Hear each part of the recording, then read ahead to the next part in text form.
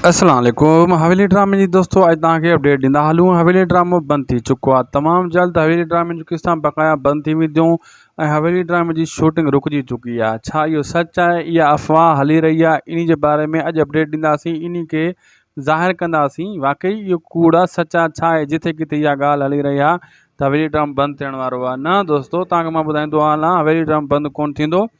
हिन टाइम भी असां पंहिंजी नई अपडेट वरिती आहे। तव्हांखे ॿुधाईंदा हलूं त हवेली ड्रामो 75 ताईं मुकमल पियो आहे ऐं चौथे स्पेल जी शूटिंग 2-3 ॾींहंनि जे अंदरि स्टार्ट थियण वारी आहे। हवेली ड्रामो न बंदि थियो आहे न थींदो।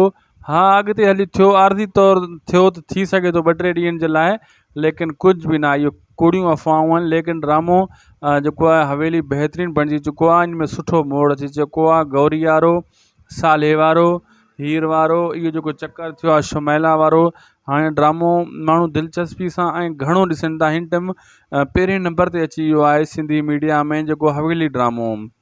हवेली ड्रामो सभिनी ड्रामनि खे कटे चुको आहे दोस्तों। माशाअल्लाह बहितरीनु इन जी कहाणी बणिजी चुकी आहे ऐं डायरेक्शन बि बहितरीनु आहे। मंज़ूर दानिश साहब जहिड़ो डायरेक्टर जंहिं ड्रामे में हूंदो उहो छा ड्रामो घटि हूंदो, थी नथो सघे दोस्तों। हीउ बहितरीनु ड्रामो बणिजी चुको आहे। कुझु ॾींहं तव्हां बिल्कुलु बेसब्री सां जो किस्सा अची रहियूं आहिनि, तव्हां ॾिसंदा रहो। इनशाला बंदि न थींदो ऐं सुठी शइ जेको आहे उन खे प्रोफेशनल तरीक़े सां हैंडल कयो वेंदो आहे दोस्तों। जेको आहे अॼु वीडियो पुॼाणी।